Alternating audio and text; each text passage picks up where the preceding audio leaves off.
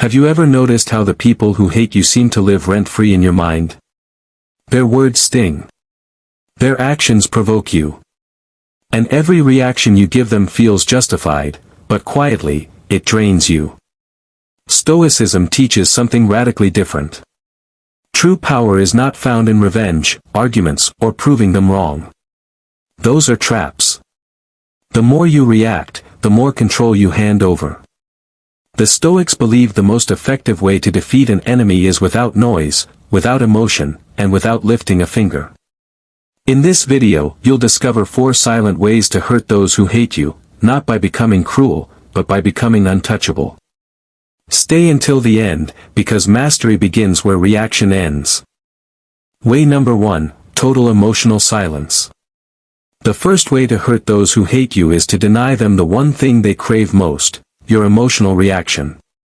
Hate is rarely about truth. It is about attention, control, and provoking a response. When you react with anger, defense, or explanation, you confirm their importance. Stoicism teaches that external opinions are not within your control, but your response always is. By choosing silence, you are not being weak. You are exercising dominance over your inner world. Emotional silence creates discomfort. When insults are met with calm, when provocation meets no resistance, the hater becomes confused. Their weapon loses effectiveness. They begin to question their power. Marcus Aurelius wrote that the best revenge is not to be like your enemy. By refusing to react, you separate yourself from their chaos. You remain composed, focused, and untouched. Remember this. The moment you stop reacting emotionally is the moment they realize they can no longer reach you. Way number 2, radical self-discipline. The second way to hurt those who hate you requires no confrontation, no words, and no explanation, only discipline. While they focus on criticizing, watching, and judging, you focus on building structure in your life. Stoicism values action over emotion. Every disciplined habit you develop, waking early, training your body, sharpening your mind, mastering your craft, becomes a silent statement. You are not distracted.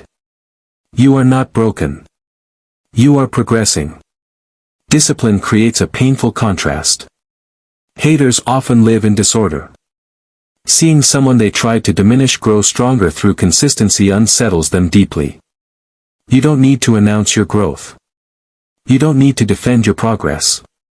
Your routine speaks for you. Epictetus taught that no one can harm you unless you allow them to control your inner state. Radical self-discipline is proof that they failed.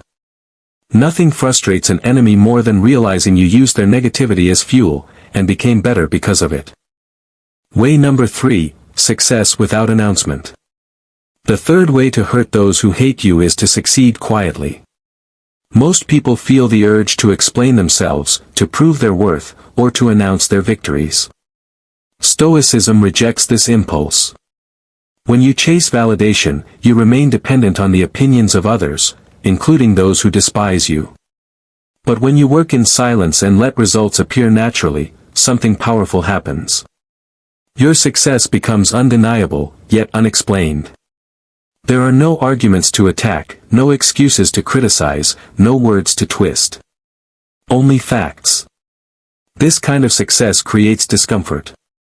They remember who you were when they underestimated you. They remember the disrespect. And now, without warning, you stand above the narrative they created. Marcus Aurelius warned against performing for applause. True achievement needs no audience. Let your life rise quietly. Silence makes success heavier. And when results speak, even hatred has nothing left to say. Way number 4, inner freedom and detachment. The fourth and most powerful way to hurt those who hate you is to become emotionally unreachable. Hate only works when it lands somewhere. When it finds an ego, a wound, or a need for approval. Stoicism teaches detachment from external judgment. Other people's opinions are reflections of their own struggles, not measurements of your worth. When you truly understand this, their words lose weight. Inner freedom is terrifying to those who rely on control. When they realize they no longer affect your mood, your confidence, or your direction, they lose all leverage. Detachment does not mean indifference to life. It means clarity. You engage with purpose, not emotion. You move forward without carrying resentment. Epictetus said that freedom is secured not by controlling others, but by mastering yourself. When hatred no longer reaches you, the battle ends, not because you won loudly, but because there is no fight left to continue. Stoic conclusion, final message. Hatred feels powerful only when it controls your reactions. But as you've seen, Stoicism offers a different path, one built on silence, discipline, quiet success, and inner freedom. You don't need revenge. You don't need to explain yourself. You don't need to win arguments that never mattered. When you stop reacting, you reclaim your power. When you build yourself in silence, you rise beyond comparison. When you detach from their opinions, you become untouchable. The greatest victory is not proving them wrong. It is living so fully aligned with yourself that their hatred becomes irrelevant. Master yourself, and no enemy will ever control you again.